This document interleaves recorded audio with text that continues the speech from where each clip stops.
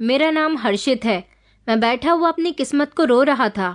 मुझे खुद से नफरत महसूस हो रही थी। मन करता था कि मैं सब कुछ छोड़ छाड़ कर यहाँ से चला जाऊं, क्योंकि मुझसे एक ऐसी गलती हो गई थी जो मुझे नहीं करनी चाहिए थी। मेरी आंखों से लगातार आंसू बह रहे थे, लेकिन अब ऐसा वक्त आ गया था, मैं पछतावा भी नहीं कर सकता था। मैं उससे बहुत नाराज था। उसने मेरी जिंदगी में शामिल होकर मेरी जिंदगी के सारे रिश्तों को मुझसे दूर कर दिया था। वो ऐसी क्यों थी पता नहीं, ये सब मेरे साथ ही क्यों होना था। मैं काम कर रहा था जब अचानक मेरे फोन की घंटी बजने लगी। मैंने अपने हाथ रोके और मोबाइल जेब से निकाल कर देखा तो स्क्रीन पर मेरी बहन का नंबर शो हो रहा था। मैंने फौरन ही साइड में जाकर कॉल रिसीव की। फोन पर बात करने वाला इंसान मेरी माँ थी। उन्होंने पहले मेरे हालचाल मुझसे पूछे, फिर कहने लगी कि बेटा, इस समय तुम्हें फोन नहीं करना चाहती थी, मगर क्या करूं, तुम्हारी बहुत याद आ रही थी। मैंने कहा, माँ कोई बात नहीं, इस समय ज्यादा काम नहीं है, थोड़ी देर आपसे बात कर सकता हूँ। मैं बिजनौर के एक छोटे से गांव में रहता था, मगर गांव में रहते हुए मैं अपने घर का गुजारा नहीं कर पा रहा था। पिता का साया मेरे सर पर था नहीं और माँ बूढ़ी हो चुकी थी। 5 साल पहले बड़े भाई का देहांत हो गया था। एक सदमा मेरी माँ को ये लगा था, तो दूसरा सदमा पिताजी के इस दुनिया में ना होने का था। यही वजह थी कि वो अपनी उम्र से ज्यादा बड़ी लगने लगी थी। अभी तो उन्होंने अपने किसी बच्चे की शादी भी नहीं की थी। मैं गाजियाबाद जैसे शहर में काम करने के लिए आया हुआ था, यहाँ काम कर सकूं और थोड़ा पैसा कमा सकूं, क्योंकि जिस गांव में मेरा घर था वहाँ मेरे हिसाब का कोई काम नहीं था। घर के हालात जब धीरे धीरे बिगड़ने लगे तो माँ ने अपने दिल पर पत्थर रख लिया और अपने दिल के टुकड़े को खुद से दूर करके शहर भेज दिया। मेरी माँ हम दोनों भाई बहन से बहुत प्यार करती थी। मेरी एक 20 साल की जवान बहन भी थी जो बेहद खूबसूरत थी। उसके रिश्ते आ रहे थे, मगर अभी उसकी शादी करने के लिए हमारे पास इतना पैसा नहीं था। अभी पहले मुझे अपने छोटे से घर को बनाना था। हमारा घर बहुत छोटा सा था, एक छोटा सा कमरा और बाहर छोटा सा आंगन था, मगर हम 3 लोगों के लिए वो घर काफी था। हमारी जिंदगी जैसे तैसे गुजर रही थी। मैं जब शहर आया तो घर के हालात धीरे धीरे बेहतर होने लगे। इतने भी बेहतर नहीं हुए थे कि घर में हर जरूरत की चीज मौजूद होती। हाँ, मगर इतना था कि मेरी माँ और बहन को किसी के आगे हाथ फैलाने की जरूरत नहीं पड़ती थी। वो मेरी कमाई से घर को आराम से चला रही थी। मैं हर महीने उनको पैसे भेज दिया करता था। यहाँ मैं थोड़े ज्यादा पैसे कमा रहा था, लेकिन कुछ पैसे अपने पास भी रखता था। मेरा भी तो कोई खर्चा था। मैं जिस जगह रहता था वहाँ भी किराए पर रहता था, भले ही मुझे वहाँ रात को सिर्फ सोने के लिए जाना होता था। दोपहर का खाना मुझे फैक्ट्री की तरफ से मिलता था, जबकि रात का खाना और सुबह का नाश्ता हमें खुद अपनी कमाई से करना होता था। यहाँ आने के बाद मैं भले ही अकेला हो गया था, अपनी माँ और बहन से ज्यादा नहीं मिल सकता था, लेकिन जब इंसान मजबूरियों तले दब जाता है तो उसे अपने घर परिवार से दूरी करना ही बेहतर लगता है, ताकि वो उनसे दूर भी उनके भले के लिए ही रहे। यहाँ गाजियाबाद में मेरी मुलाकात एक लड़की से हुई जो बहुत सुंदर थी। जिस जगह मैंने रूम लिया हुआ था वो भी वहां पर रहती थी। मेरे कमरे के सामने वाला कमरा उसका था। वो उस घर के मकान मालिक की बेटी थी। मैं जब रात को अपने कमरे में दाखिल होता तो वो अपने दरवाजे पर खड़ी हुई होती थी। मुझे ऐसा लगता जैसे वो मेरे इंतजार में ही खड़ी होती है, क्योंकि मैंने देखा था कि जब भी मैं अपने कमरे के अंदर दाखिल होता या कमरे से निकलता तो वो मुझे बड़ी गौर गौर से देखती थी, और इसी को मैं मोहब्बत समझ बैठा था। एक दिन वो मुझे देखकर मुस्कुराने लगी तो मैं भी उसे देखकर मुस्कुरा दिया। मैं सूरत और शक्ल में बहुत अच्छा था। आजकल के लोग इंसान के काम से ज्यादा उसकी पर्सनैलिटी पर फिदा होते हैं। मैं हमेशा साफ सुथरे कपड़े पहना करता था, स्मार्ट बनकर रहता था। 1 महीने में एक बार के लिए अपने अच्छे कपड़े जरूर खरीदता था। मुझे जब महीने की सैलरी मिलती तो मैं उनमें से थोड़े पैसे बचाकर पहले अपनी जरूरत का सामान लिया करता था। मुझे यहाँ पर काम करते हुए काफी समय गुजर गया था। हालांकि मेरी सैलरी भी बढ़ गई थी, मगर मैं अपने घर सिर्फ जरूरत के मुताबिक ही पैसे भेजता था। बाकी पैसे मैं अपने पास रखता था। काफी लंबे समय तक हम दोनों एक दूसरे को सिर्फ देखते रहे, और फिर फाइनली एक दिन अंजलि मुझसे बात करने के बहाने मेरे कमरे में दाखिल ही हो गई थी। उस दिन उसके माता पिता घर में नहीं थे, जबकि वो घर में अकेली थी। उसके 7 भाई और उससे अलग उसकी 2 बहनें और थीं। उसके पिता के पास बहुत सारी प्रॉपर्टी थी। उसके पिता ने अपने 4 घर रेंट पर दिए हुए थे। उनका ये घर सबसे बड़ा था और इस घर में काफी सारे कमरे थे जिसका किराया उनके पास आता। उनके पास इतनी धन दौलत थी कि अगर वो कभी कोई काम ना करते तो उनके पास किराए से ही इतना पैसा आता कि वो उसमें अपनी ज़िंदगी गुजार सकते थे, जबकि मैं एक मामूली सा इंसान जो अपना घर बार सब कुछ छोड़कर यहाँ नौकरी करने के लिए आया हुआ था। वो मेरे कमरे में आई तो मैं घबरा गया था।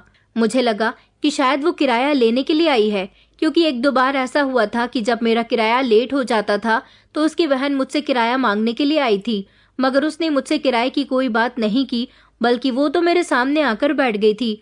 उसने कहा कि आप कुछ परेशान लग रहे हो। परेशान तो मैं उसे देखकर हुआ था कि वो खुद अपनी मर्जी से मेरे कमरे में कैसे चली आई थी। वो कहने लगी कि मैं आपको काफी टाइम से आते जाते देखती हूँ। मैं अपनी सब बहनों में सबसे छोटी हूँ। न जाने क्यों आप मुझे अच्छे लगने लगे हो। जब ये बात मैंने सुनी तो मेरे होठों पर मुस्कुराहट आ गई थी। उसने कहा कि कहीं देर ना हो जाए, इसलिए मुझे अपने दिल का हाल आपको बताना पड़ गया। वैसे भी आजकल हर लड़के और लड़की ने अपना साथी चुन लिया होता है। आपका तो कोई साथी नहीं है ना? उसने जैसे मुझसे एक तरह का सवाल पूछा था। मैंने मुस्कुराकर उसे जवाब दिया कि जी नहीं, ऐसा कुछ नहीं है, मैं किसी को पसंद नहीं करता। तो वो मेरी बात पर हंसी और कहने लगी कि अच्छा जी, आजकल तो हर कोई किसी न किसी को पसंद करता है। इस तरह वो मुझसे बातें करने लगी। वो मेरे बारे में जानना चाहती थी कि मैं भी उसे पसंद करता हूँ या नहीं। फिर मैंने उसका इंतजार खत्म करवा दिया और उसे प्रपोज कर दिया। उसे कह दिया कि मैं भी तुम्हें आते देखता था, तुम मुझे भी अच्छी लगती हो। तो वो बहुत खुश हुई थी। धीरे धीरे हम दोनों एक दूसरे से बातें करने लगे। जब मैं शाम को फैक्ट्री से वापस आता तो वो अपने दरवाजे पर खड़ी हुई मुझे देख रही होती थी, और जब सुबह सुबह अपनी फैक्ट्री जाता तो तब भी वो मुझे देखने के लिए दरवाजे पर आ जाती थी। इस तरह हमारी मोहब्बत का सिलसिला चल निकला था। हम दोनों रात के समय एक दूसरे से फ़ोन पर भी बात करते, और अगर हमारा मिलने का मन करता तो हम एक एक करके छत पर चले जाते और वहां जाकर एक दूसरे से चोरी चुपके मिलते थे। इसी तरह दिन गुजरते जा रहे थे। मेरी मम्मी का रोज फ़ोन आता था। मैंने अपनी बहन को अपनी कमाई से कुछ पैसे भेज दिए थे और उससे कहा था कि तुम मोबाइल खरीद लेना। उसने मोबाइल खरीद लिया था, जिससे मुझे उन दोनों से बात करने में आसानी हो जाती थी। गांव के सारे ही लोग मेरी माँ को बहुत खुशनसीब कहते थे कि तुम्हें बहुत अच्छा बेटा मिला है, जो तुम्हारे घर के हालात सुधारने के लिए शहर तुमसे दूर रह रहा है। बेचारा बहुत मेहनती लड़का है। मेरी माँ को मुझ पर बहुत घमंड था। वो दुनिया की नज़रों से मुझे बचाकर रखना चाहती थी। उसे हमेशा मेरी फिक्र सताती रहती थी कि मैं यहाँ हूँ तो क्या कर रहा हूँ, कहीं मुझे कोई नुकसान तो नहीं पहुँच रहा, मैंने खाना खाया या नहीं। मेरी बहन भी ऐसी ही थी, बिल्कुल माँ की तरह मेरे लिए फिक्र करती थी। माँ के साथ साथ वो भी बार बार मुझसे पूछती थी कि भैया वहाँ तुम कपड़े कैसे धोते होंगे, भैया वहाँ तुम अपने लिए खाना कैसे बनाते होगे, भैया वहाँ होटल का खाना खाते खाते तुम्हारा पेट खराब तो नहीं होता। ये सारी फिक्र वाली बातें मुझे अपनी माँ और बहन के मुंह से सुनना बहुत अच्छी लगती थी। और अब तो मेरी जिंदगी में अंजलि भी शामिल हो गई थी। मैं 6 महीने में एक बार एक हफ्ते के लिए अपने गाँव चला जाता था। वैसे तो मेरे लिए यहाँ से अपने घर जाना कोई आसान बात नहीं थी, लेकिन मैं चाहता तो हर महीने भी वहाँ का एक चक्कर लगा सकता था, लेकिन ऐसा पॉसिबल नहीं था।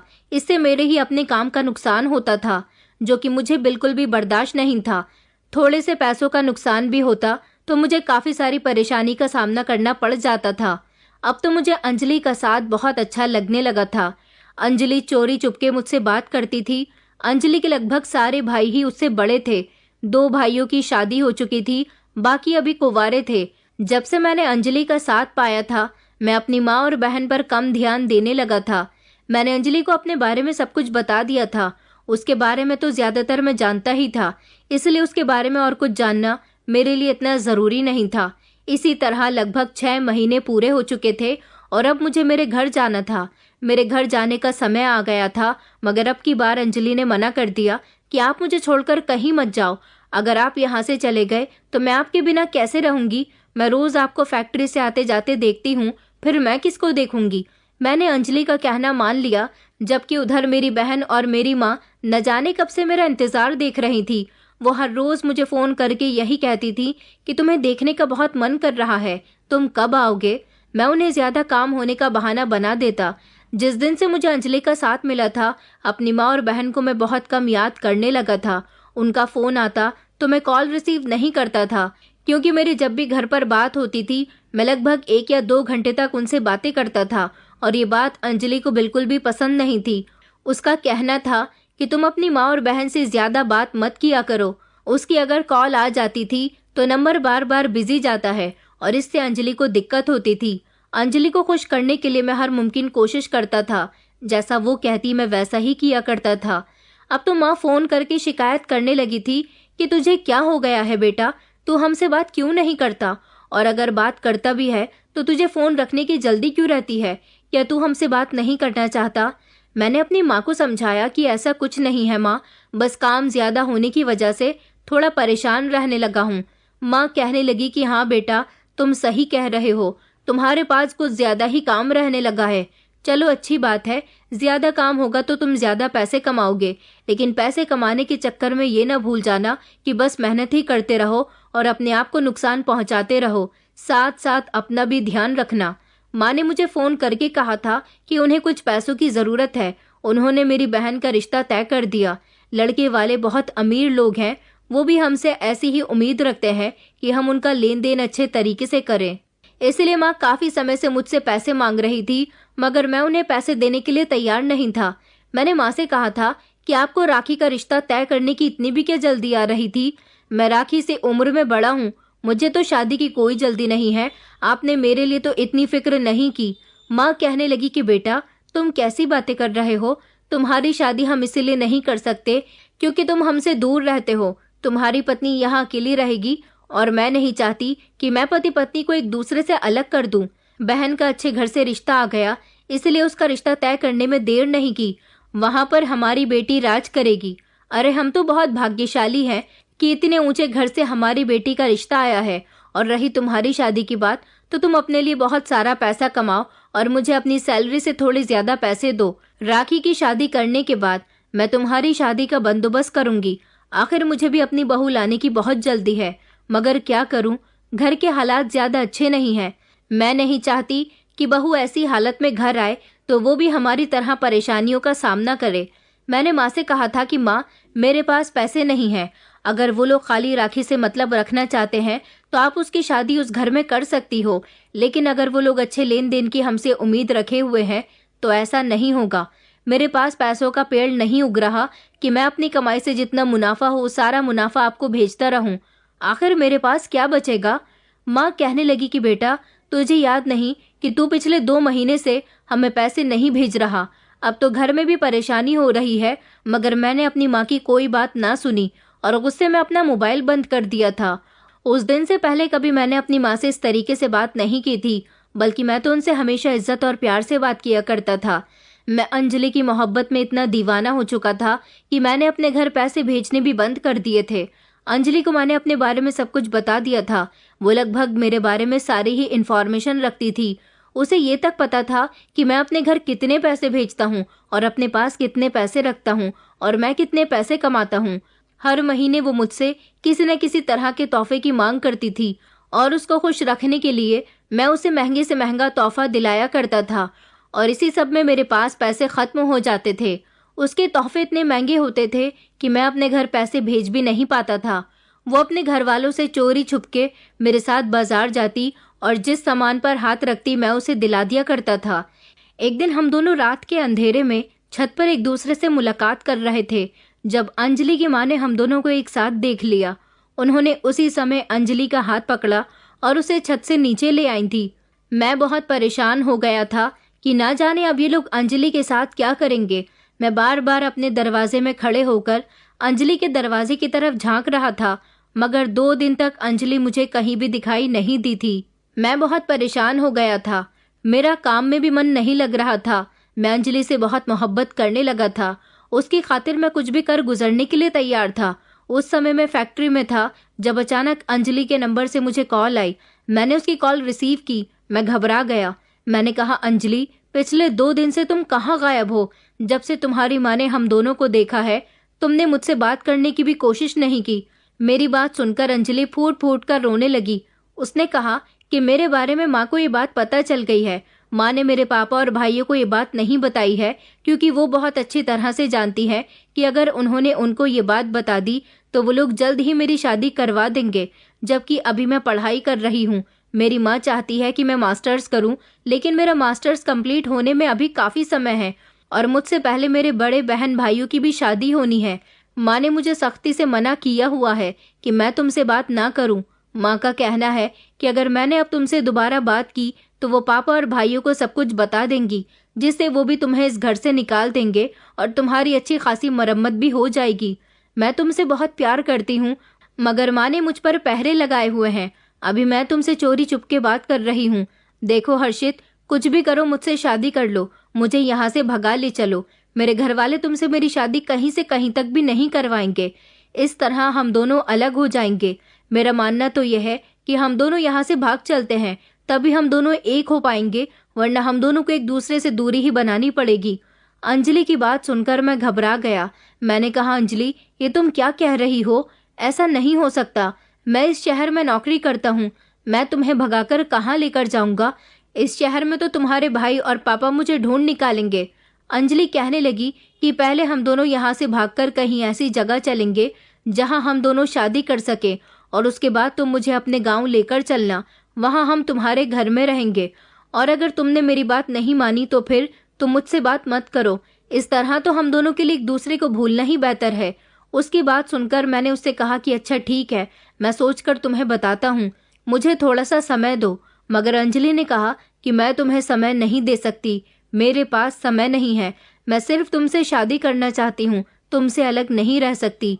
अंजलि मुझसे इतनी नाराजगी जाहिर करने लगी थी कि मैं उसे भगाने पर मजबूर हो गया था। मगर मुझे डर इस बात का था कि मैं उसे यहाँ से गांव लेकर जाऊंगा तो मैं अपनी माँ को क्या जवाब दूंगा। माँ ने बड़ी उम्मीदों से मुझे यहाँ भेजा है। मैं तो बड़ा परेशान हो गया था। मुझे तो यहाँ इस फैक्ट्री में काम भी बड़ी मुश्किल से मिला था। अगर मैं यहाँ से चला जाता तो यहाँ पर मुझे काम भी दोबारा नहीं मिलेगा, बल्कि मैं यहाँ वापस भी कभी नहीं आ सकता था। दूसरी तरफ मैं अंजलि की नाराजगी भी बर्दाश्त नहीं कर पा रहा था। वो मुझसे बिल्कुल भी बात नहीं कर रही थी। मेरा उससे बात किए बिना दिल नहीं लगता था। अब मजबूरन मैंने उससे शादी करने का फैसला कर लिया था। रात के अंधेरे में हम दोनों वहां से भाग निकले थे, और फिर अगली सुबह उसके बाद हम दोनों ने कोर्ट मैरिज कर ली। मेरे कुछ दोस्तों ने मेरा साथ दिया था। फिर मैं अंजलि को अपने साथ लेकर अपने गांव चला गया। जैसे ही मैंने घर का दरवाजा बजाया तो मेरी बहन ने घर का दरवाजा खोला था। मेरी बहन मुझे देखकर दंग रह गई थी, क्योंकि मैं घर में अकेला नहीं आया था, बल्कि मेरे साथ अंजलि को देखकर उसकी आंखें फटी की फटी रह गई थी। वो कंफ्यूज हो गई थी कि मेरे साथ ये लड़की कौन है। मैं अंजलि को लेकर घर के अंदर दाखिल हुआ। माँ बाहर आंगन में ही बैठी हुई थी। माँ ने भी मुझे देखा तो वो मुझे देखकर बहुत खुश हुई थी, मगर जैसे ही उनकी नजर अंजलि पर गई तो वो मुझसे ढेर सारे सवाल करने लगी। मैंने उनको शर्मिंदा होते हुए अपने और अंजलि के बारे में सब कुछ बता दिया था। माँ को जब ये बात पता चली कि हम दोनों शादी कर चुके हैं और मैं अपना सब कुछ छोड़कर यहाँ आ गया हूँ, तो माँ को एक गहरा सदमा पहुंचा था। माँ कहने लगी कि बेटा, तूने बहुत गलत काम किया। तुझे इस तरह इस लड़की को भगाकर यहाँ पर नहीं लाना चाहिए था। अब हमारी गांव में कितनी बदनामी होगी। यहाँ तक कि तेरी बहन का भी रिश्ता मैंने तय कर दिया है। उन लोगों को अगर ये बात पता चलेगी तो तेरी बहन के रिश्ते पर भी असर पड़ेगा। अब मैं कुछ भी बोलने के काबिल नहीं था। मैं बिल्कुल खामोश खड़ा हुआ था। मगर मेरी माँ को अंजलि बहुत पसंद आई थी। उसकी खूबसूरती मेरी माँ को भा गई थी। माँ ने अंजलि को बड़ी मोहब्बत से गले लगाया था, उसे आशीर्वाद दिया। राखी से कहा कि अपनी भाभी को कमरे के अंदर लेकर जाओ। माँ मुझे बहुत परेशान लग रही थी, लेकिन फिर भी उसने अंजलि के सामने मुझसे कुछ नहीं कहा। शायद मेरी माँ और बहन के अरमान थे कि वो अपने इकलौते बेटे और भाई की शादी बड़ी धूमधाम से करेंगी, लेकिन मैंने उनके सारे अरमानों पर पानी फेर दिया था। यहाँ तक कि मैं अपनी नौकरी से भी हाथ धो बैठा था। मुझे अपने गाँव आए हुए 24 घंटे गुजर गए थे। उन दिनों सर्दियाँ थी। हमारा छोटा सा ही तो कमरा था, जिसमें 2 खटिया पड़ी हुई थी। एक खटिया पर मेरी माँ और बहन सोया करती थी और दूसरी खटिया पर मैं सोता था, लेकिन मेरे पीछे मेरी खटिया पर मेरी बहन सो जाती थी। रात के समय माँ ने कहा कि तुम बहू के साथ कमरे के अंदर सो जाओ, मैं और राखी बाहर सो जाएंगे। इस बात पर राखी ने माँ को चौंक कर देखा। वो माँ से कहने लगी, माँ, इतनी कड़कती हुई सर्दी में हम दोनों बाहर कैसे सोएंगे? माँ ने उससे कहा कि देखो बेटा, अब घर में तुम्हारी भाभी आ गई है, ऐसे अच्छा तो नहीं लगेगा कि हम लोग कमरे के अंदर सोएं और बेटा बहू आंगन में। उन्होंने मुझे जबरदस्ती अंजलि के पास कमरे के अंदर भेज दिया और दोनों खुद बाहर आंगन में सो गई। मैं बहुत खुश हुआ था कि मेरी माँ ने खुशी खुशी अंजलि को एक्सेप्ट कर लिया था, जबकि मैं ये भूल गया था कि सर्दी में मेरी माँ और बहन की रात कैसे गुजरेगी। मैं तो बहुत खुश था और अंजलि के साथ अपनी नई जिंदगी की शुरुआत भी कर चुका था, मगर मैं ये नहीं जानता था कि अगले दिन एक नया हंगामा मेरा इंतजार कर रहा है। अगली सुबह 7 बजे का समय होगा जब जोर जोर से हमारे घर का दरवाजा बजने लगा। सर्दियों की सुबह थी, सब लोग देर से सोकर उठते थे। जब दरवाजा धड़ धड़ बजने लगा तो मैं भी घबराकर उठ गया था। मेरी बहन ने दरवाजा खोला तो वो जोर जोर से मुझे आवाज लगाने लगी, मगर मैं तो जागते हुए भी अपनी पत्नी के पास मौजूद था। मेरी बहन रोते हुए मुझे आवाज लगाने लगी तो मैं घबरा गया और कमरे से बाहर निकलकर दरवाजे तक आया। ये देखकर मैं बहुत डर गया था कि दरवाजे पर तो अंजलि के पापा और उसके भाई मौजूद थे। उन लोगों के हाथ में बड़ी बड़ी बंदूकें थी। वो लोग मुझे और अंजलि को तलाश करने के लिए यहाँ पर आए थे। मैं डर की वजह से भागकर घर के अंदर दाखिल होने लगा, मगर उन्होंने मुझे पकड़कर पीटना शुरू कर दिया। मेरी माँ और बहन जोर जोर से चिल्ला रही थी, लेकिन जब अंजलि घर के बाहर आई तो उसने भी अपने भाइयों को खामोश करवाने की बहुत कोशिश की, मगर कोई भी रुकने के लिए तैयार नहीं था। उसके पापा का कहना था कि हम तुम दोनों को यहीं जान से मार देंगे। तुम्हारी हिम्मत कैसे हुई हमारी इज्जत के साथ खेलने की। अंजलि अपने पापा को ये बात बता चुकी थी कि हम दोनों शादी कर चुके हैं। ये बात सुनकर तो उन्हें और भी गुस्सा आया और उन्होंने बंदूक मेरे सर पर तान दी। मेरी माँ का तो जैसे कलेजा बाहर निकल आया था।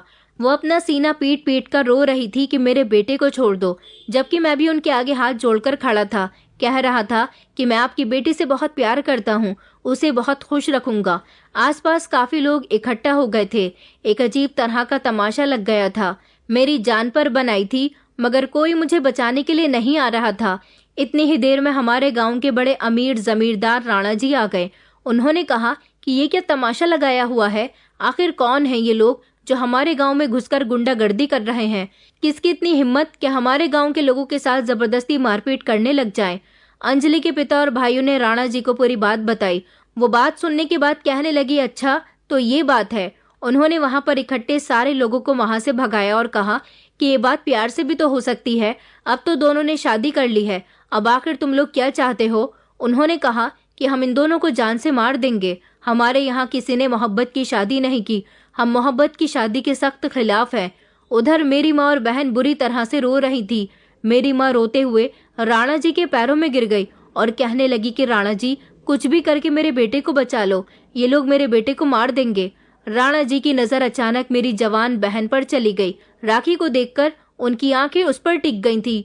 मेरी बहन एक ऐसी लड़की थी जो घर से ज्यादा बाहर कभी नहीं निकलती थी। वो बहुत शरीफ और खूबसूरत लड़की थी। आज हालात ही ऐसे बन गए थे कि मेरी माँ, बहन और पत्नी बीच सड़क पर खड़ी होकर रो रही थी, सिर्फ मेरी खातिर। राणा जी ने कहा कि आप में से किसी को भी परेशान होने की जरूरत नहीं है, मैं अभी फैसला किए देता हूँ। अंजलि के पिता ने कहा कि अब कोई फैसला नहीं होगा। उन्होंने फिर से बंदूक उठाई, जो कि राणा जी ने हाथ उठाकर उन्हें खामोश रहने का इशारा दिया। उन्होंने कहा कि धीरज रखो, मैं इस लड़के से कुछ बात करना चाहता हूँ। राणा जी मेरे करीब आए और उन्होंने मेरे कान में एक ऐसी बात कही जिसे सुनकर मेरे पैरों तले से जमीन निकल गई थी, मगर उनकी बात मानना मेरे लिए बहुत बड़ी मजबूरी बन गई थी। अगर मैं उनकी बात ना मानता तो मैं अपनी जान की बाजी हार सकता था, यहाँ तक कि अंजलि की जान को भी खतरा था। मैं खामोशी से सर झुकाकर खड़ा हो गया था। राणा जी अंजलि और उसके भाइयों को अपने साथ अपनी हवेली पर ले गए और उसके बाद उन लोगों ने हमें बख्श दिया। ये सब देखकर तो मेरी माँ, बहन और पत्नी तीनों ही हैरान रह गई थी कि ये लोग तो हमें जान से मार देना चाहते थे, आखिर इन्होंने इतनी आसानी से हमें कैसे छोड़ दिया। वो लोग हमारे गांव से बड़ी खामोशी से चले गए थे, मगर उन्होंने अंजलि से सारे रिश्ते नाते खत्म कर दिए थे। मुझे इन लोगों ने बहुत मारा था, मेरा शरीर दर्द कर रहा था। हम लोग घर के अंदर आ गए थे। माँ ने कहा कि बेटा, राणा जी ने आखिर अंजलि के घर वालों से ऐसा भी क्या कहा कि वो खामोशी से यहाँ से चले गए। मैंने कहा, माँ मैं आपसे कुछ बात करना चाहता हूँ। मैंने अंजलि और राखी को कमरे के अंदर जाने के लिए कहा था। वो दोनों कमरे के अंदर चली गईं, जबकि मैं और माँ आंगन में बैठे हुए थे। मैंने माँ से कहा, माँ राणा जी को हमारी राखी पसंद आ गई है, वो उससे शादी करना चाहते हैं। उन्होंने आज जब राखी को देखा और मुझे इस मुसीबत में फंसे हुए देखा तो उन्होंने मेरी मजबूरी का फायदा उठाया। उन्होंने मुझसे कहा कि अगर तुमने अपनी बहन का हाथ मेरे हाथ में दे दिया तो मैं इन लोगों को पैसों का लालच देकर इन्हें यहाँ से भेज दूंगा। ये लोग कभी तुम्हारे पीछे नहीं पड़ेंगे और तुम अपनी पत्नी के साथ हंसी खुशी जिंदगी गुजार सकोगे। ये कहकर मैं खामोश हो गया था और मैंने अपना सर झुका लिया था। माँ ने मुझे चौंक कर देखा और कहने लगी, तो फिर क्या, तुमने राणा जी की बात मान ली? मैंने इस बात पर कोई जवाब नहीं दिया। माँ ने जोर से कहा कि बताओ ना, क्या तुमने उनकी बात मान ली? मैंने शर्मिंदगी से सर उठाया और गर्दन हिलाकर हाँ में कहा। माँ जोर से चिल्लाई और कहने लगी, ये तुमने क्या कर दिया बेटा?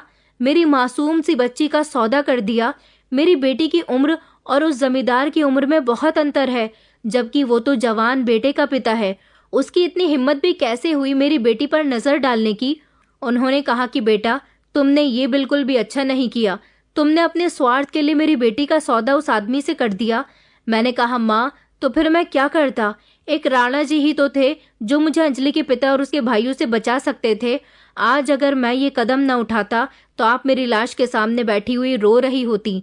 कल राखी को तैयार कर देना, राणा जी उससे शादी करके उसे अपने साथ ले जाएंगे। मैं ये कहकर माँ के पास से उठकर घर से निकल आया था। ये बात मेरी बहन को पता चली तो वो भी बिलख बिलख कर रोई थी, जबकि अंजलि का कहना था कि तुमने बिल्कुल ठीक किया। तुम्हारी माँ वैसे भी तुम्हारी बहन की शादी अपने से भी ऊंचे परिवार में करना चाहती थी।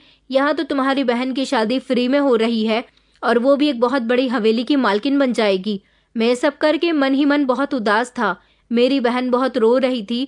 अगले दिन राणा जी आए और मेरी बहन से शादी करके उसे अपने साथ ले गए। मेरी माँ उसे जाने ही नहीं दे रही थी। मेरी माँ बार बार मुझसे यही कह रही थी कि तुमने मेरी बेटी के साथ अच्छा नहीं किया।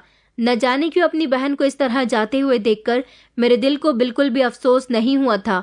बस मुझे इतना सुकून था कि अब सारी जिंदगी मुझे अंजलि के घर वालों से डरकर जीने की जरूरत नहीं है। राणा जी ने मेरी बहुत बड़ी परेशानी हल कर दी। मैं चाहूँ तो अब दोबारा उस शहर भी जा सकता हूँ। मेरी बहन जा चुकी थी। मेरी कम उम्र की बहन की शादी 45 साल के आदमी से हो गई थी। राणा जी की पत्नी उनकी शादी के 5 साल बाद ही मर गई थी, मगर उनसे उनका एक बेटा हुआ था। उन्होंने अपने बेटे को बचपन में ही शहर पढ़ने के लिए भेज दिया था। वो कभी कभी गांव आया करता था। राणा जी के पास बहुत धन दौलत थी। धन दौलत की कमी तो अंजलि के परिवार वालों के पास भी नहीं थी, मगर कहते हैं ना कि इंसान के पास जितना पैसा होता है वो पैसे के लिए उतना ही ज्यादा लालची हो जाता है। राणा जी ने मेरे ससुराल वालों को इस बात को खत्म करने के पूरे 5 लाख रुपए दिए थे। जिस दिन से राखी घर से गई थी, माँ ने तो जैसे खाना पीना ही छोड़ दिया था। माँ हमेशा यही कहती थी कि मेरी बेटी का ना जाने वहाँ क्या हाल हो रहा होगा। हम दोनों पति पत्नी कमरे के अंदर सोते, जबकि माँ कड़कती ठंड में भी कमरे के बाहर ही सोया करती थी। फिलहाल के लिए तो मैंने गांव में ही छोटी मोटी नौकरी का बंदोबस्त कर लिया था, लेकिन मैंने सोच लिया था कि मैं कुछ दिनों बाद यहाँ से शहर चला जाऊंगा अपनी पत्नी को लेकर और वहां पर नौकरी करूंगा। इधर घर में मेरी पत्नी मेरी माँ के साथ अच्छा सुलूक नहीं करती थी। वो मेरी माँ से घर का सारा काम करवाया करती थी। सर्दी में खुले आंगन में रहकर मेरी माँ धीरे धीरे बीमार रहने लगी थी। ऊपर से उन्हें अपनी बेटी का गम सताया हुआ था। मैं घर के अंदर दाखिल होता तो मेरी पत्नी मुझसे मेरी माँ की शिकायतें करती रहती थी। जब मैं माँ से कुछ कहता तो माँ कहती कि तुम्हारी पत्नी झूठ बोल रही है। बेटा, मैं बूढ़ी औरत तुम्हारी पत्नी से भला क्या कह सकती हूँ?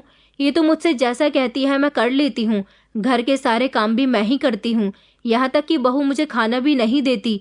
भूखी प्यासी रहती हूँ। मुझे अपनी बेटी की बहुत याद आती है, जो ना तो मुझे घर का काम करने देती थी और तो और मुझे खाना भी समय पर दिया करती थी। यहाँ तक कि मेरे हाथ पैर दबाकर मेरी सेवा भी बहुत अच्छे से करती थी। बहू तो जिस दिन से घर में आई है उसने मेरे घर की सुख शांति ही छीन ली है। ये बात सुनकर तो जैसे अंजलि के तन बदन में आग लग गई थी। अंजलि कहने लगी कि अगर आपके घर की सुख शांति हमारे आने से खत्म हो गई तो हम यहाँ से चले जाते हैं। मैंने भी माँ से कहा कि माँ, आपको अंजलि के लिए ऐसे शब्द इस्तेमाल नहीं करने चाहिए। अंजलि आपकी बहू है। माँ खामोशी से मेरी बातें सुनती रही, मुझे पलटकर कभी कोई जवाब न देती। कहने लगी कि नहीं बेटा, तुम में से कोई भी यहाँ से मत जाओ। मेरी थोड़ी सी ही तो जिंदगी है, तुम लोगों की बातें सुन सुनकर गुजर जाएगी। धीरे धीरे इस बात को 1 महीना गुजर गया था, जब अचानक हमारे घर पर राखी आ गई। राखी को देखकर मैं खुश हुआ था। राखी ने बहुत अच्छे कपड़े पहने हुए थे, वो गहने भी पहन रही थी, मगर उसने मुझसे कोई बात नहीं की। वो खामोशी से घर के अंदर आ गई और माँ के गले लगकर फूट फूट कर रोई थी। माँ उसे देखकर बहुत खुश हुई। ये बात मैं न देख सका कि मेरी बहन कितनी कमजोर हो गई, मगर माँ को फौरन उसकी फिक्र हुई। उन्होंने उसके गहने और अच्छे कपड़े ना देखकर उसकी कमजोर होती सेहत को देखा और उसके लिए बहुत फिक्रमंद हुई। वो माँ से रो रो कर कह रही थी कि तुम भी तो बहुत कमजोर हो गई हो माँ, ऐसा लगता है कि खाना नहीं खाती हो। मगर माँ ने उसे कुछ नहीं बताया। इतने पर भी मेरी पत्नी ने घर में हंगामा शुरू कर दिया। मेरी पत्नी से ये बर्दाश्त नहीं हुआ कि राखी यहाँ क्यों आई है। अंजलि ने राखी से झगड़ा करना शुरू कर दिया। कहने लगी कि तुम यहाँ आकर मेरी सास को भड़का रही हो, भला मैं उन्हें खाना क्यों नहीं दूंगी? अरे वक्त से पहले उन्हें खाना दे देती हूँ। देख नहीं रही तुम्हारी माँ कितनी मोटी हो रही है, जबकि मैं इस घर की जिम्मेदारियां उठा उठाकर कमजोर होती जा रही हूँ। मेरी बहन ने अपनी भाभी को कोई जवाब नहीं दिया। वो थोड़ी देर अपनी माँ से मिलकर घर से चली गई थी। मुझे उसका ये अंदाज अच्छा नहीं लगा कि मैं उसके सामने ही खड़ा हुआ था, मगर उसने मुझे ना तो नजर उठाकर देखा और ना ही मुझसे कोई बात की। उसके जाने के बाद मैंने माँ से कहा, माँ देखो, अमीर परिवार की बहू बन गई है तो अपने भाई को नजरअंदाज करते हुए चली गई। ये नहीं जानती कि उसकी शादी उसके भाई ने ही करवाई है। माँ कहने लगी कि वो तुम्हें नजरअंदाज करके नहीं गई है बेटा, वो तुमसे नाराज है। अगर वो अपनी अमीर ससुराल में खुश होती तो तुमसे खुशी से बात करती। यहाँ खुशी खुशी बैठती, आंसू न बहाती। तुम और तुम्हारी पत्नी दोनों एक जैसे हो। माँ कहने लगी कि बेटा तुम तो बहुत अच्छे थे। कभी एक वक्त ऐसा भी था जब तुम अपनी माँ और बहन की तकलीफ को बिना कहे समझ जाते थे, मगर अब तो तुम्हें किसी की भी तकलीफ नहीं दिखाई देती। कभी कभी माँ की बातें मुझे बहुत चुभती थी। अब माँ दिन ब दिन बीमार रहने लगी थी। इतनी बीमार रहने लगी थी कि उनको ज्यादा बुखार और खांसी हमेशा रहता था। रात को जब हम दोनों पति पत्नी कमरे के अंदर सोते तो वो जोर जोर से खांसती थी।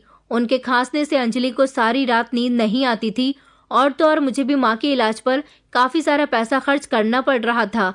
सच कहूँ तो मैं भी अपनी माँ से अब तंग आ गया था। माता पिता अपने बच्चों के लिए किसी भी परेशानी से लड़ जाते हैं, मगर जब माता पिता किसी परेशानी में होते हैं तो बच्चे उनका साथ नहीं देते, बल्कि माता पिता उन्हें बोझ लगने लगते हैं। या फिर ये कहें कि मैं पूरी तरह से अपनी पत्नी के कहने में था। अपनी माँ की कोई परेशानी मुझे दिखाई ही नहीं देती थी। मेरी पत्नी के खर्चों में अभी भी कोई कमी नहीं थी। मैं जितना कमा कर लाता उसमें से आधे पैसे वो अपने पास रखती थी।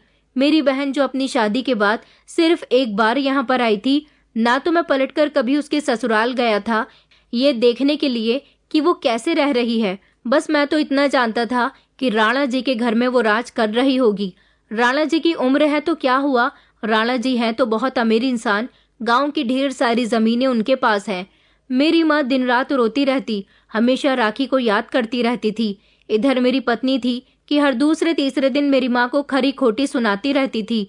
वो इतनी जोर जोर से बोलती थी कि आसपास भी उसकी आवाज जाती थी, मगर मेरी माँ उसकी हर बात खामोशी से बर्दाश्त करती थी। एक दिन मेरी माँ बहुत बीमार हो गई। बार बार मुझसे कहने लगी कि बेटा मेरी दवाई ला दे। मुझे ऐसा लगता है जैसे मुझ में अब जिंदगी नहीं है, मगर मैं खुद माँ को डॉक्टर के नहीं लेकर गया, बल्कि उन्हें थोड़े से पैसे दे दिए और कहा कि आप खुद जाकर दवाई ले आओ। माँ ने जब पैसे खोल कर देखे तो कहने लगी कि बेटा ये तो 50 रुपए हैं, 50 रुपए में मेरी दवाई नहीं आएगी। इतने में ही अंजलि बोल पड़ी और उसने कहा कि आप तो ना जाने कैसी माँ है। जब आपका बेटा आपको ढेर सारी रकम भेजता था तब आपने अपने बुरे वक्त के लिए कुछ जोड़कर नहीं रखा, बस सारे पैसे उड़ाती रही। अब तो यही पैसे हैं, उनकी ही दवाई लेकर आनी है तो ले आओ, वरना ये भी वापस दे दो। वैसे भी अब आप जीकर क्या करोगी, आपकी काफी उम्र हो गई है, बच्चों की शादियां देख ली हैं, बस इंसान की इतनी ही उम्र होनी चाहिए। ये बात सुनकर जैसे मेरी माँ को बहुत गहरा सदमा लगा था। इस समय उनकी आंखों में नमी आ गई थी। हालांकि ये बात मुझे भी बहुत बुरी लगी थी। मैंने अंजलि को घूर कर देखा तो वो खामोश हो गई थी।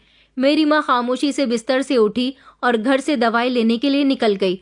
उस दिन वो इस तरह दवाई लेने के लिए निकली कि फिर कभी वापस ही न आई, बल्कि उसके मरने की खबर आई।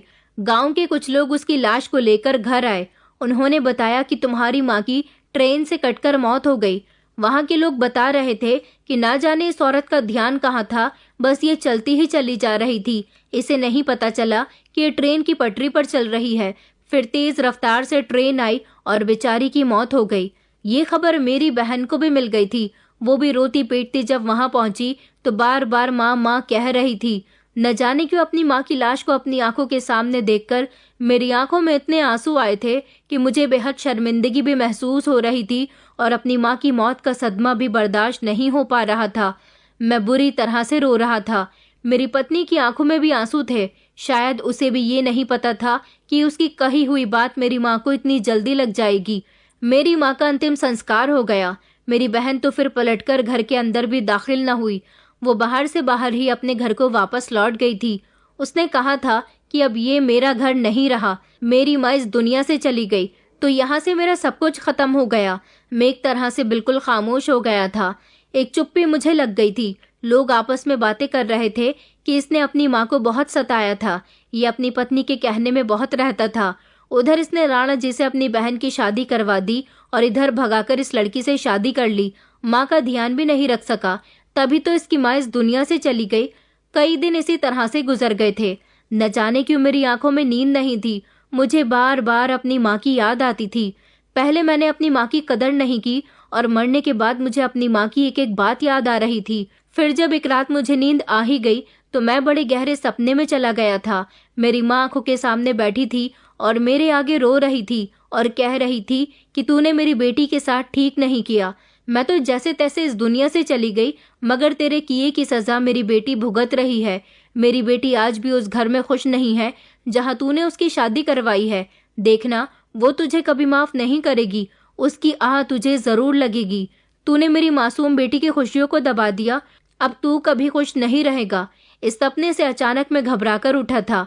मेरा पूरा शरीर पसीने में भीग रहा था। मेरी पत्नी ने कहा कि क्या हुआ, आपको नींद नहीं आ रही? मैंने अंजलि का हाथ झटक दिया और अंजलि से कहा कि दूर हो जाओ मेरी नजरों से। तुम्हारी वजह से मेरी माँ इस दुनिया से गई है। तुम्हारी खातिर मैंने क्या कुछ नहीं किया और तुम मेरी माँ का कभी ख्याल न रख सकी। पता है तुम्हें, लोग तरह तरह की बातें कर रहे हैं कि तुम हमेशा मेरी माँ से लड़ती रहती थी और मैंने भी तुम्हारा साथ दिया। मेरी बात पर अंजलि खामोश हो गई, क्योंकि जिस तरह दर्दनाक मौत मेरी माँ की हुई थी, उनकी लाश को देखकर तो अंजलि के रोंगटे खड़े हो गए थे। अंजलि भले ही अपनी जुबान से कुछ ना कह रही थी, मगर उसका दिल मेरी माँ के लिए परेशान था, उनसे माफी मांग रहा था। इस सपने से मुझे अपनी माँ की कही हुई बात समझ आ गई थी। अब मुझे राखी की फिक्र होने लगी थी। अगले ही दिन मैं राखी से मिलने के लिए उसके ससुराल गया तो देखा कि हवेली के बाहर ही राणा जी खड़े हुए थे। उन्होंने मुझसे कहा कि कहाँ घुसे चले आ रहे हो? मैंने कहा कि राखी से मिलने के लिए आया हूँ। तो वो कहने लगे, पागल हो गए हो, यहाँ तुम्हारी कोई बहन नहीं रहती, चलो जाओ यहाँ से। मैं उसके आगे जोर जोर से चिल्लाने लगा कि एक बार मेरी बहन से मुझे मिलने दो, मैं उसे देखना चाहता हूँ, मगर उसने अपने आदमियों से मुझे धक्के देकर निकलवा दिया। उसका कहना था कि जिस दिन मैंने तुम्हारी बहन से शादी की थी, उसी दिन मेरे साथ तुम्हारी ये बात तय हो गई थी कि वो तुम लोगों से कोई संबंध नहीं रखेगी। लेकिन फिर भी उसकी खुशी की खातिर मैंने एक बार उसे तुम्हारे घर पर भेज दिया था। अरे वो अब राणा परिवार की बहू है, तुम जैसे गरीब लोगों से वो कोई संबंध नहीं रख सकती। मैं घर वापस आया तो अब मुझे समझ आया था कि मेरी माँ क्यों मेरे सपने में आकर वो सब कह रही थी। जरूर राणा जी मेरी बहन के साथ कुछ गलत करता होगा, तभी तो उसने मेरी बहन को हम सबसे दूर कर दिया। मुझे कुछ भी करके अब अपनी बहन से मिलना था, मगर कैसे, ये मेरी समझ में नहीं आ रहा था, क्योंकि राणा तो कभी भी मुझे राखी से मिलने नहीं दे सकता था। और तो और हवेली में भी उसने बहुत सारे पहरे लगाए हुए थे। फिर मुझे राखी से मिलने का एक आइडिया सूझा। मैं फौरन ही अपने दोस्त के घर गया। उसकी पत्नी चंपा राणा जी की हवेली में बहुत पुरानी नौकरानी थी। उस समय वो घर पर ही मौजूद थी। मैंने उसे राखी के बारे में पूछा। मेरी बहन वहाँ खुश तो रहती है ना, कैसी है वो? चंपा कहने लगी कि तुम जैसा भाई भगवान किसी को भी न दे। अरे तुम्हें नहीं पता, तुम्हारी बहन की जिस दिन से शादी हुई है वो वहाँ बिल्कुल भी खुश नहीं है। राणा जी ने उसे कमरे के अंदर बंद करके रखा हुआ है। उसे जब उसका इस्तेमाल करने की जरूरत होती है तब वो उसके पास जाता है। वो बेचारी तो सारा दिन भूखी प्यासी कमरे में बंद रहती है। यहाँ तक कि वो तुम्हारे घर भी उसे जाने नहीं देता। कहता है कि तुम राणा परिवार की बहू हो, गरीब लोगों से कोई संबंध मत रखना। वो बस उसके साथ अपनी हवस पूरी करता रहता है। वो बेचारी दिन रात रोती रहती है। जिस दिन से उसकी माँ की मौत हुई है तब से उसने ऐसी जिंदगी को एक्सेप्ट कर लिया है। अब वो खुद भी तुमसे नहीं मिलना चाहती, और तो और उसके मन में अब कोई इच्छा नहीं है। उसकी जिंदगी जैसी गुजर रही है वो वैसे ही हालातों को स्वीकार कर चुकी है। बेचारी एक दिन इसी तरह से तड़प तड़प कर मर जाएगी। चंपा की बात सुनकर मेरी आंखों में आंसू आ गए थे। मेरी गलती की सजा सच में मेरी बहन भुगत रही है। उस बेचारी का तो कोई कसूर भी नहीं था। मुझे नहीं पता था कि राणा मेरी बहन के साथ ये सुलूक करेगा, वरना मैं कभी भी अपनी बहन की शादी उसके साथ न करता। मगर उस समय मुझे अपनी जान की परवाह थी। जल्दबाजी का फैसला हमेशा गलत होता है। मेरे जल्दबाजी के फैसले ने मेरी बहन की जिंदगी बर्बाद करके रख दी। मैं चंपा के आगे हाथ जोड़ने लगा। और कहने लगा कि चंपा, अब तुम कुछ भी करो, मेरी बहन को वहां से निकालो। मेरी बात सुनकर मेरा दोस्त और चंपा कहने लगे कि तुम नहीं जानते राणा जी कितने खतरनाक आदमी हैं। अगर उन्हें पता चल गया कि तुम उसकी पत्नी को यहाँ से लेकर जाना चाहते हो तो वो तुम्हें कभी भी नहीं छोड़ेगा। मैंने कहा, लेकिन अगर मेरी बहन उसके घर में रही तो वो मर जाएगी और मैं अपनी बहन को मरते हुए नहीं देख सकता। मैं अपनी गलतियों की वजह से अपनी माँ को तो खो चुका हूँ, मगर अपनी बहन को नहीं खो सकता। मैंने कहा, चंपा, तुम्हें ही अब कुछ करना होगा। चंपा कहने लगी, मगर मैं क्या करूं और तुम उसे कहाँ लेकर जाओगे और कैसे? मैंने कहा कि बस जैसे जैसे मैं तुमसे कहूँ तुम वैसा ही करती रहो। मगर चंपा मेरी बात मानने के लिए तैयार न थी। चंपा ने तो मुझे यहाँ तक बताया कि तुम्हारी बहन ने एक बार भागने की भी कोशिश की थी तो राणा जी ने उसे बहुत मारा था। वो कह रही थी कि वो उसे छोड़ दे। राणा का कहना था कि वो उसे छोड़ देगा मगर उतनी ही रकम उसे दे दें जितनी कि उसने तुम्हारे भाई को बचाने के लिए उसके ससुराल वालों को दी थी। बस ये बात सुनकर बेचारी राखी खामोश हो जाती थी। जब ये बात मुझे चंपा ने याद दिलाई तो मैंने चंपा को भी पैसों का लालच दिलाया, मगर चंपा पैसों के लालच में नहीं आ रही थी। उसे अपनी जान की परवाह थी। मैंने उसके आगे हाथ जोड़ दिए, उसके पैर पकड़ने लगा, उसके आगे रोने लगा। तब जाकर वो मेरी बात मानी थी, क्योंकि उसे भी मेरी बहन से हमदर्दी हो रही थी।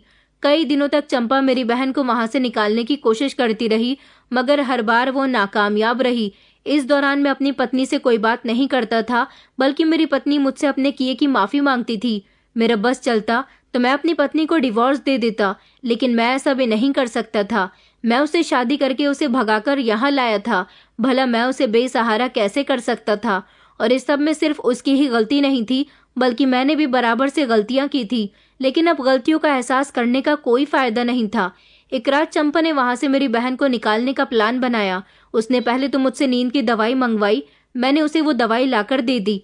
वो नींद की दवाई हवेली लेकर चली गई। उसने खामोशी से रात के खाने में नींद की दवाई मिला दी। यहाँ तक कि वही खाना उसने नौकरों को भी खिलाया। वो खाना खाने के बाद राणा जी और उसके घर का एक एक नौकर गहरी नींद में सो गए थे। चंपा के पास बहुत अच्छा मौका था। चंपा ने राखी को जाकर कमरे से निकाला और उसे वो वहां से भगाकर मेरे पास लेकर आ गई थी। मैं उस समय गांव की चौक में खड़ा था, जहां से शहर का रास्ता गुजरता था। चंपा के लिए ये सब करना बहुत मुश्किल था, लेकिन अपना लालच पूरा करने की खातिर लोग क्या क्या नहीं करते। चंपा मेरे पास राखी को ले आई थी। राखी मुझे देखकर मेरे गले से लगकर फूट फूट कर रोई थी, क्योंकि मैं अपनी बहन को उस नर्क से निकालने में कामयाब हो गया था। चंपा ने राखी को सब कुछ बता दिया था कि किस तरह उसके भाई ने उसे निकालने के लिए चंपा से कहा। राखी बहुत रो रही थी।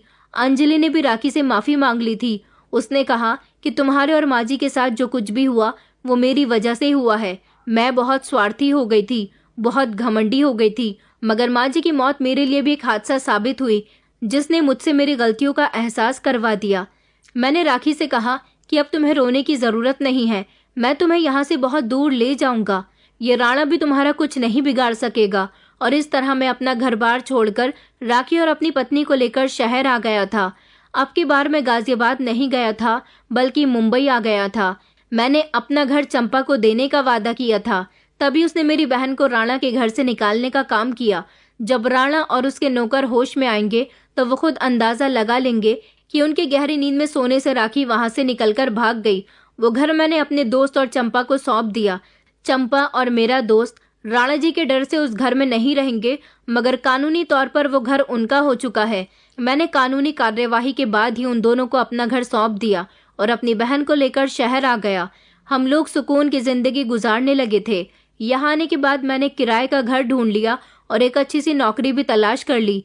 अभी मेरी सैलरी कम है, मगर मेरी बहन और पत्नी अब एक दूसरे के साथ खुश रहती हैं और गुजारा भी करती हैं। कुछ दिन गुजरे तो फिर से मेरी किस्मत पलट गई थी। अंजलि के घर वालों ने भले ही अंजलि से सारे संबंध खत्म कर दिए थे, लेकिन एक ऐसा इंसान था जिसे अंजलि की शादी के बारे में कुछ पता ही नहीं था। वो था अंजलि का भाई, जो मुंबई में रहता था। वो इसी शहर में काम करता था और उसका अच्छा खासा कारोबार था। वो अंजलि से बहुत प्यार करता था। जब उसने मुंबई में अंजलि को देखा तो वो हमारे घर आ गया और उसने हमें माली मदद दी, यहाँ तक कि उसने मुझे भी अच्छी नौकरी पर लगवा दिया। मैं अंजलि के भाई का बहुत शुक्रगुजार हूँ। कुछ दिन गुजरे तो अंजलि के भाई ने मेरी बहन राखी से शादी करने की डिमांड की। वो कुंवारा था। उसने कहा कि उसे मेरी बहन पसंद आ गई है। मुझे लगा कि शायद अंजलि इस बार भी अपनी चालाकी करेगी, मगर अंजलि ने खामोशी से कह दिया कि मेरे भाई से अच्छा पति राखी को नहीं मिल सकता। मेरे भैया राखी को बहुत खुश रखेंगे। मैंने राखी से उसकी मर्जी पूछी तो राखी उससे शादी करने के लिए तैयार हो गई, मगर मैंने वो सब कुछ उसे बता दिया जो हमारे साथ हो चुका था। वो दरिंदा मेरी बहन के साथ बहुत गलत कर चुका था और उसको मारता पीटता भी था। वो कभी भी यहाँ हम लोगों को ढूंढता हुआ आ सकता था। अंजलि का भाई कहने लगा कि अब तुम लोग बहुत सेफ जगह पर हो, कोई भी तुम्हारा यहाँ कुछ नहीं बिगाड़ सकता। इस तरह कुछ दिनों बाद ही मेरी बहन की शादी अंजलि के भाई के साथ हो गई और मेरी बहन उसके साथ खुशहाल जिंदगी गुजारने लगी। आज भी मैं और मेरी पत्नी अपनी गलती पर बहुत पछताते हैं, मगर मेरी माँ की मौत और वो सपना मुझे आना, उस सब ने मुझे मेरी गलती का एहसास करवा दिया। वक्त से पहले अगर इंसान को अपनी गलती का एहसास हो जाए और वो अपनी गलती सुधारने की कोशिश करे तो कुछ भी मुश्किल नहीं होता। अगर वक्त आपके हाथ से छूट भी जाए और फिर भी आपको लगे कि आपके पास मौका है अपनी गलती सुधारने का, तो उसे सुधारने की कोशिश जरूर करें, वरना आप सारी जिंदगी हाथ मलते रह जाएंगे और शायद आपकी गलतियां आपको किसी ऐसे मकाम पर पहुंचा देंगी जहां से आपका वापस आना बड़ा मुश्किल होगा। दोस्तों, उम्मीद करती हूँ आपको हमारी कहानी पसंद आई होगी। कहानी पसंद आई है तो वीडियो को लाइक करें, चैनल पर नए हैं तो चैनल को सब्सक्राइब करें और हाँ, नोटिफिकेशन बेल को जरूर दबाएं ताकि अगली अपडेट सबसे पहले आपको मिले।